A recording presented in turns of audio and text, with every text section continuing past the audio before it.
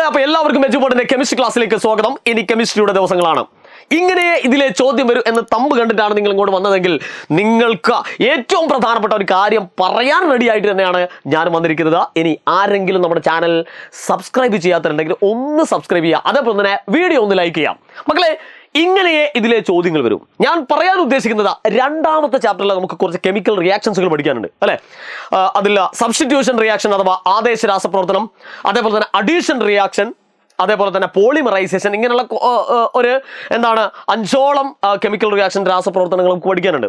അതിൽ ഏറ്റവും പ്രധാനമായിട്ട് നമുക്ക് തിരിച്ചറിയാൻ കഴിയാത്ത രണ്ട് പ്രധാനപ്പെട്ട റിയാക്ഷൻസുകളാണ് സബ്സ്റ്റിറ്റ്യൂഷൻ അഥവാ ആദേശവും അഡീഷൻ റിയാക്ഷൻ അഥവാ അഡീഷൻ രാസപ്രവർത്തനം. ഈ രണ്ട് ചോദ്യങ്ങൾ കാണുന്ന സമയത്ത് പലപ്പോഴും കുട്ടികൾ പറയാറുള്ള ഏറ്റവും പ്രധാനപ്പെട്ട ഒരു പ്രശ്നം, സാർ ചോദ്യം കണ്ടിട്ട് തിരിച്ചറിയുന്നില്ല, ഇനി തിരിച്ചറിഞ്ഞാലോ അത് ചെയ്യാൻ കഴിയുന്നില്ല. ഈ ഒരു വീഡിയോയോടുകൂടി, ഇന്നത്തെ ഈ ഒരു വീഡിയോയോടുകൂടി നമ്മൾ അതിനുള്ള പരിഹാരം നമ്മൾ നിശ്ചയിക്കാൻ പോവാണ്. നോക്കൂ മക്കളെ, ഇത് പഠിക്കുന്നതിന് മുമ്പേ മക്കൾ ആദ്യം മനസ്സിലാക്കേണ്ടത് സബ്സ്റ്റിറ്റ്യൂഷൻ ഏറ്റവും പ്രധാനമായിട്ട് നിങ്ങൾ മനസ്സിലാക്കേണ്ടത്, ഏറ്റവും പ്രധാനമായിട്ട് മനസ്സിലാക്കുക. സബ്സ്റ്റിറ്റ്യൂഷൻ അല്ലെ, സബ്സ്റ്റിറ്റ്യൂഷൻ അഥവാ ആദേശ രാസപ്രവർത്തനം നടക്കുന്നത് സിംഗിൾ ബോണ്ടുള്ള കോമ്പൗണ്ട്സുകളിലാണ്. സിംഗിൾ ബോണ്ട് അഥവാ ഏകബന്ധനമുള്ളതിലാണ് നടക്കുക. ഇതാണ് നിങ്ങൾ ആദ്യം മനസ്സിലാക്കേണ്ടത്. ഓക്കെ, രണ്ടാമതായിട്ട് അഡീഷൻ റിയാക്ഷൻ. അഡീഷൻ റിയാക്ഷൻ എന്ന് നമുക്ക് ഇംഗ്ലീഷിലും മലയാളത്തിലും ഒരു പേരുള്ളൂ കേട്ടോ. അഡീഷൻ റിയാക്ഷൻ നടക്കുന്നത് പഠിച്ചു വെക്കുക മക്കള്. അഡീഷൻ റിയാക്ഷൻ നടക്കുന്നത് ഒന്നുകിൽ ഡബിൾ ബോണ്ട് ഉള്ള കോമ്പൗണ്ട്സിലോ അല്ലെങ്കിൽ ട്രിപ്പിൾ ബോണ്ട് ഉള്ള കോമ്പൗണ്ട്സിലോ ആണ് നടക്കുക. ഒന്നുകിൽ ദ്വിബന്ധനം അല്ലെങ്കിൽ ത്രിബന്ധനം, ഈ രണ്ടില് അല്ലാതെ മൂന്നാമതൊരാളില്ല. അപ്പൊ ഈ കാര്യങ്ങൾ ആദ്യം തന്നെ ബേസിക് ആയിട്ട് നമ്മളൊന്ന് പഠിച്ചു വെക്കുക. ഓക്കെ ആണല്ലോ മക്കളെ? ഓക്കെ ആണല്ലോ? റെഡി? അപ്പൊ ഇതാണ് നിങ്ങളോട് ആദ്യം പറയാനുള്ളത്. ഇത് എവിടെ നടക്കുന്നെന്ന് മനസ്സിലാക്കി വെക്കുക. രണ്ടാമത് ചോദ്യത്തിലേക്ക് പോകാം. ശ്രദ്ധിച്ച് കേട്ടോളാം. റിജോസ് ട്രിക്ക് ആണ് നമ്മൾ പറയാൻ പോകുന്നത്. നോക്കൂ, CH3 and CH3 plus Cl2. ഒരു ഐഡിയ ഇല്ല, ഞാൻ ഇതിൻ്റെ അകത്ത് ഒന്നും തന്നെ കൊടുത്തിട്ടില്ല. ഇതെന്താണെന്നോ ഇതിനെപ്പറ്റിയുള്ള യാതൊരു തരത്തിലുള്ള ഹിന്റും ഞാൻ നിങ്ങൾക്ക് തന്നിട്ടില്ല. നിങ്ങളിത് കണ്ട് ഒറ്റയടിക്ക് ഇത് മനസ്സിലാക്കണം. ഇങ്ങനെ ഒരു ചോദ്യം കണ്ടു കഴിഞ്ഞാൽ എനിക്കൊരൊറ്റയടിക്ക് പറയാൻ പറ്റും, ഇത് സബ്സ്റ്റിറ്റ്യൂഷൻ റിയാക്ഷൻ ആണ് എന്ന് എനിക്ക് പറയാൻ കഴിയും. അതെന്ത് വർത്താനാ സാറേ, ഇത് സബ്സ്റ്റിറ്റ്യൂഷൻ ആണെന്ന് എന്തിപ്പ പറയാ? ആദേശ രാസപ്രവർത്തനമാണെന്ന് എങ്ങനെയാ തിരിച്ചറിയാം? എടാ മക്കളെ, ഇതിൻ്റെ അകത്ത് ഏകബന്ധനം കണ്ടോ നിങ്ങൾ? സിംഗിൾ ബോണ്ട് കണ്ടോ? സിംഗിൾ ബോണ്ടുള്ള ആളെയാണ് നമ്മൾ ആദേശ രാസപ്രവർത്തനം അല്ലെങ്കിൽ സബ്സ് നടക്കുന്നതെന്ന് പറഞ്ഞു. ഓക്കെ, ഇനി അപ്പൊ അത് തിരിച്ചറിഞ്ഞു നമ്മൾ. ഓക്കെ, സിംഗിൾ ബോണ്ട് കണ്ടോ, ഏകബന്ധനം കണ്ടോ, അത് സബ്സ്റ്റിറ്റ്യൂഷൻ അല്ലെങ്കിൽ ആദേശ രാസപ്രവർത്തനം ആയിരിക്കും. റെഡി? ഇനി അടുത്ത് നോക്കണം, ഇതെങ്ങനെയാണ് സാറ് ചെയ്യുക എന്നുള്ളതാണ്. അതിന് വേണ്ടിയിട്ടാ നിങ്ങൾ ഇവിടെ പ്ലസ് കണ്ടോ? ഈ പ്ലസ് കണ്ടോ? ഈ പ്ലസിന് ഇവിടെ ഹൈഡ്രജൻ ഇല്ലേ? ഈ ഹൈഡ്രജൻ, ഒരു ഹൈഡ്രജൻ അങ്ങോട്ട് പോകും. മനസ്സിലാക്കി വെക്കുക, ഒരു ഹൈഡ്രജൻ അങ്ങോട്ട് പോയിരിക്കണം. ഇവിടെ നിന്ന് ഒരു ക്ലോറിൻ ഇങ്ങോട്ടും കയറും. ഇതാണ് ഇവിടെ നടക്കുന്ന പ്രതിഭാസം. എന്താ അവിടെ നടന്നത്? ഹൈഡ്രജൻ അങ്ങോട്ട് പോവുക, ഒരാൾ ഇങ്ങോട്ട് വാങ്ങാം. അപ്പൊ നിങ്ങൾ ചോദിക്കാലോ, സാറേ ഇവിടുന്ന് ഹൈഡ്രജൻ മാത്രമേ പോകൂ? എടാ മക്കളെ, ഹൈഡ്രജൻ മാത്രമേ പോകൂ. ഇവിടുന്ന് ഹൈഡ്രജൻ പോവുക, അതേപോലെ തന്നെ അവിടുന്ന് ക്ലോറിൻ വരിക. മനസ്സിലായല്ലോ? ഈ ഒറ്റ കാര്യം ശ്രദ്ധിച്ചാൽ മതി. ഇനി നമുക്ക് ഒന്ന് എഴുതി വെക്കാം. CH3 എന്തെങ്കിലും മാറ്റം സംഭവിച്ചോ? ഇല്ല, അത് അതേപോലെ എഴുതുക, CH3. ശരി സാറേ. ഇനി അടുത്ത എന്താ നടന്നത്? ഇവിടെ CH3 എന്നുള്ളത് CH2 എന്നാവും. അതെന്ത് വർത്താനാ സാറേ? CH3 എങ്ങനെ വരിക? എടാ, H3ൻ്റെ അകത്തുനിന്ന് ഒരു H അങ്ങോട്ട് പോയില്ലേ? ഇനി ഒരു ക്ലോറിൻ ഇങ്ങോട്ട് കയറി വന്നല്ലോ, അതും കൂടി ഇവിടെ ഇങ്ങോട്ട് എഴുതിയേക്കാം. ഒരു ക്ലോറിൻ കയറി വന്നു, ദാറ്റ്സ് ഓൾ. ഓക്കെ, അത് ഒന്നാമത്തെ ഘട്ടം പൂർത്തിയായി. എന്നിട്ടൊരു പ്ലസ് ഇടുക അല്ലെ. ഇനി പ്ലസിന്റെ അപ്പുറത്ത് എന്ത് നടന്നു എന്നുള്ളതാണ് നമ്മൾ എഴുതാൻ പോകുന്നത്. പ്ലസിന്റെ അപ്പുറത്ത് എന്താ നടന്നത്? ഇവിടെ നിന്ന് ഒരു ഹൈഡ്രജൻ അങ്ങോട്ട് പോയിട്ടില്ലേ? ആ ഹൈഡ്രജൻ നമ്മൾ ഇവിടെ എഴുതുന്നു. സെറ്റ് അല്ലേ? ഇനി ഓൾറെഡി ഇവിടെ ഒരു ക്ലോറിൻ ബാക്കിയില്ലേ? എടാ മക്കളെ, ഇവിടുന്ന് ഒരു ഹൈഡ്രജൻ പോയി. ഇതിങ്ങനെ ഒരു 100 പ്രാവശ്യം പറയൂ. ഹൈഡ്രജൻ പോയി, ക്ലോറിൻ വന്നു, ഹൈഡ്രജൻ പോയി, ക്ലോറിൻ വന്നു, ഹൈഡ്രജൻ പോയി, ക്ലോറിൻ വന്നു. ഇവിടെ നിന്നൊരു ഹൈഡ്രജൻ പോയി അല്ലെ, ആ ഹൈഡ്രജൻ ആണ് ഇവിടെ എഴുതി. ഇവിടേക്ക് ഒരു ക്ലോറിൻ വന്നു, ആ ക്ലോറിൻ ആണ് ഇവിടെ എഴുതി. അങ്ങനെയാണെങ്കിൽ ഇവിടെ ഒരു ക്ലോറിൻ ബാക്കിയില്ലേ? ആ ക്ലോറിൻ ഇവിടെ എഴുതിക്കാം. That's all. ഇത്രയേ ഉള്ളൂ സബ്സ്റ്റിറ്റ്യൂഷൻ അല്ലെങ്കിൽ ആദേശ രാസപ്രവർത്തനം എന്ന് പറയുന്നത് കേട്ടോ. ഒരു ഹൈഡ്രജൻ കൊടുക്കുക, ഒരു ക്ലോറിനെ വാങ്ങാം. ഇതാണ് ഒരു ടൈപ്പ് ചോദ്യം.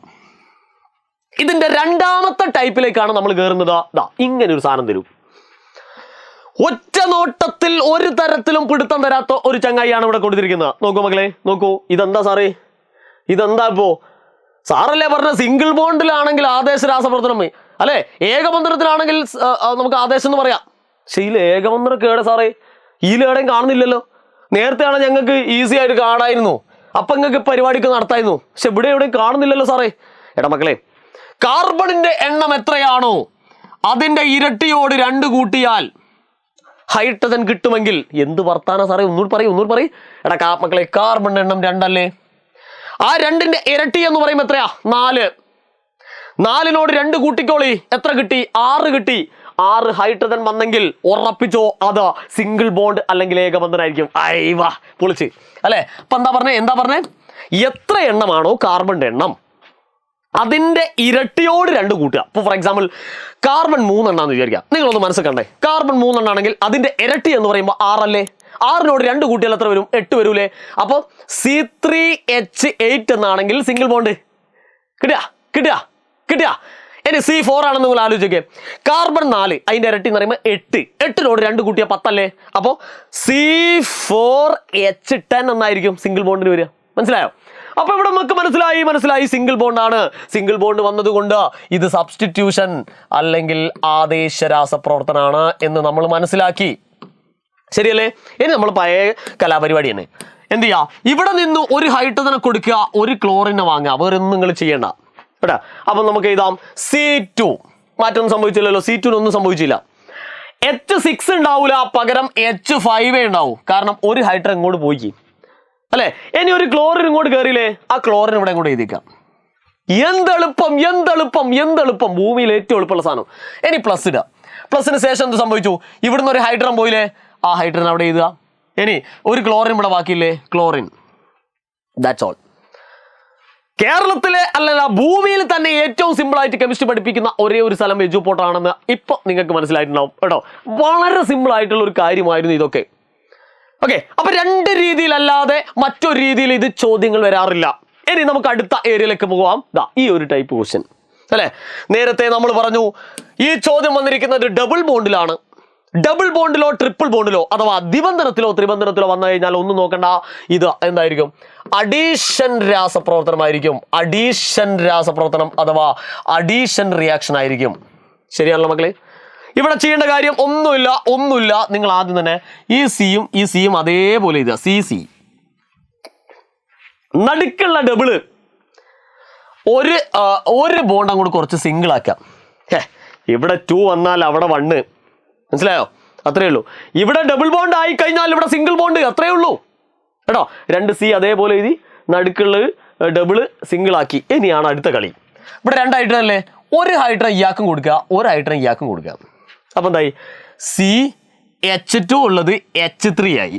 ഇതാ ഇവിടെ H3 അങ്ങോട്ട് എഴുതാം. മനസ്സിലാവുന്നുണ്ടോ? ഇനി അപ്പുറത്ത് എന്ത് സംഭവിച്ചു? ഇവിടേക്കും ഒരു ഹൈഡ്രജൻ വന്നു, അപ്പൊ അവിടെയും CH3 ആവും. ക്ലിയർ ആണല്ലോ മക്കളെ?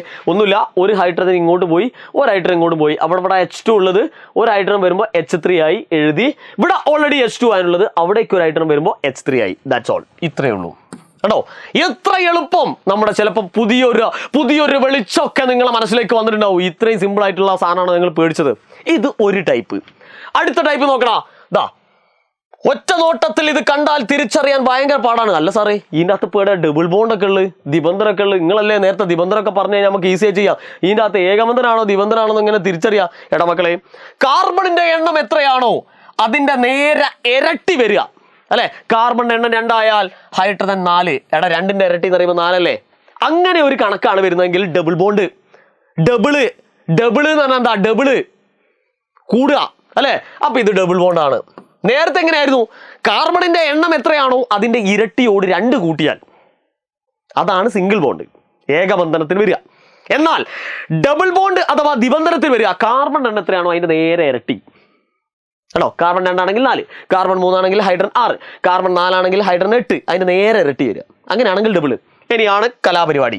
അഡീഷൻ അല്ലേടാ മക്കളെ, അഡീഷൻ അല്ലേ, ഒന്നും നോക്കാനില്ല. ഈ 2 ഹൈഡ്രജൻ ഇതിനോട് അങ്ങോട്ട് കൂട്ടുക. നേരത്തെ നമ്മൾ അങ്ങനെ തന്നെയാണ് ചെയ്തത്. ഇതാ നോക്കി, ഈ 2 ഹൈഡ്രജനെ നമ്മൾ ഇതിനോടും കൂട്ടി. ആരെ കൊണ്ട് കൂട്ടി? ഹൈഡ്രജനെ കൊണ്ട് കൂട്ടി അല്ലെ? അതാണ് ഇവിടെ ചെയ്തത്. ശരിക്കും ഈ ഹൈഡ്രജനെ ഇവിടെയും കൂട്ടി, ഈ ഹൈഡ്രജനെ ഇവിടെയും കൊടുത്തു. അങ്ങനെ കൂട്ടി അങ്ങോട്ട് എഴുതി. ഇതേപോലെ തന്നെ ഈ H4നോട് H2 കൂട്ടുക. അപ്പൊ എന്ത് വരും? ഇതാ നോക്കിയോ, C2. H4ന്റെ അടുത്തേക്ക് 2 ഹൈഡ്രജൻ വരുമ്പോ H6 കൂട്ടി അങ്ങോട്ട് എഴുതാം. That's all. C2H6. ക്ലിയർ ആണല്ലോ മക്കളെ? ക്ലിയർ ആണല്ലോ? ഒന്നുകൂടി പറയാണ്, നേരത്തെ നമ്മൾ ഹൈഡ്രജൻ ചെയ്തത് ഒരു ഹൈഡ്രജൻ ഇങ്ങോട്ടും കൊടുത്തു, ഒരു ഹൈഡ്രജൻ ഇങ്ങോട്ടും കൊടുത്തു, ടോട്ടൽ കൂട്ടി എഴുതിയതാണ് അതിന്റെ ആൻസർ വരുന്നത്. ഇതേപോലെ തന്നെ ഈ രീതിയിൽ വന്നു കഴിഞ്ഞാൽ നമ്മൾ ഒന്നും നോക്കാനില്ല, C2 അതേപോലെ എഴുതുക, H4 H2 അങ്ങോട്ട് കൂട്ടുക. ഫോർ എക്സാമ്പിൾ ഞാൻ അടുത്തൊരു ചോദ്യം തരാം. C4H8 + H2. മക്കളെ വേഗം പറഞ്ഞേടാ, ഒന്നും നോക്കാനില്ല. കാർബണിന്റെ എണ്ണം 4, അതിന്റെ ഇരട്ടി 8, അപ്പൊ ഡബിൾ ബോണ്ട് ആണെന്ന് മനസ്സിലായി അല്ലെ? ഒന്നുമില്ല, C4 H4ന്റെ അടുത്തേക്ക് H8ന്റെ അടുത്തേക്ക് H2 അങ്ങോട്ട് കൂട്ടുക, അപ്പൊ എത്ര കിട്ടും? 8 2 കൂട്ടിയാൽ 10 അല്ലെ? ഈ 8ന്റെ അടുത്തേക്ക് 2 ഹൈഡ്രജനോട് വരികയാണ്. ഓക്കെ, അപ്പൊ വളരെ സിമ്പിൾ ആയിട്ട് സബ്സ്റ്റിറ്റ്യൂഷൻ അഥവാ ആദേശ രാസപ്രവർത്തനവും വളരെ സിമ്പിൾ ആയിട്ട് അഡീഷൻ റിയാക്ഷൻ അഥവാ അഡീഷൻ രാസപ്രവർത്തനം നമ്മൾ പഠിച്ചു. ഓക്കെ, നന്നായിട്ട് പ്രാക്ടീസ് ചെയ്യുക. അതിന്റെ കൂടുതൽ ക്വസ്റ്റ്യൻസുകളുമായിട്ട് നമ്മൾ ലൈവിൽ വരുന്നുണ്ട്. അറിയാത്തത് ആരെങ്കിലും ഉണ്ടെങ്കിൽ നിങ്ങളെ കൂട്ടുകാർക്കും ഒക്കെ എന്ത് ചെയ്യുക, അയച്ചു കൊടുക്കുക. അപ്പോൾ അതേപോലെ തന്നെ മക്കളോട് പറയാനുള്ളത്, പലപ്പോഴും പല കുട്ടികളും ചിന്തിക്കാറുണ്ട്, സാർ ഇനി പഠിച്ചാൽ ഇതൊക്കെ പഠിക്കാൻ സാധിക്കുമോ? തീർച്ചയായും നിങ്ങളെ പഠിപ്പിക്കാം. ആദ്യം മുതൽ അവസാനം വരെ നിങ്ങളെ പഠിപ്പിക്കാൻ നമ്മുടെ ഫാസ്റ്റ് ട്രാക്ക് ബാച്ച് റെഡി ആയിട്ടുണ്ട്. അതിൻ്റെ സ്ക്രോളിംഗ് അടി കൂടി കൊടുത്തിട്ടുണ്ട്. ആ നമ്പറിൽ വിളിക്കുക, അല്ലെങ്കിൽ അതിൽ രജിസ്റ്റർ ചെയ്യുകയോ നിങ്ങൾ ചെയ്യുക. വേഗം തന്നെ നമുക്ക് എന്ത് ചെയ്യാം, അടുത്ത ഡിസംബർ ആകുമ്പോഴേക്കും മുഴുവൻ ഭാഗങ്ങളും പഠിച്ച് തീർത്ത് SSLCക്ക് സെറ്റാം. അപ്പം മറക്കരുത്, ലൈവ് ക്ലാസ്സിൽ കൃത്യമായിട്ട് നിങ്ങൾ വരിക. ഇതിൻ്റെ കൂടുതൽ ക്വസ്റ്റ്യൻസുകളൊക്കെ നമ്മൾ അവിടെ ഡിസ്കസ് ചെയ്യും. വീണ്ടും കാണാം മക്കളെ. Good bye.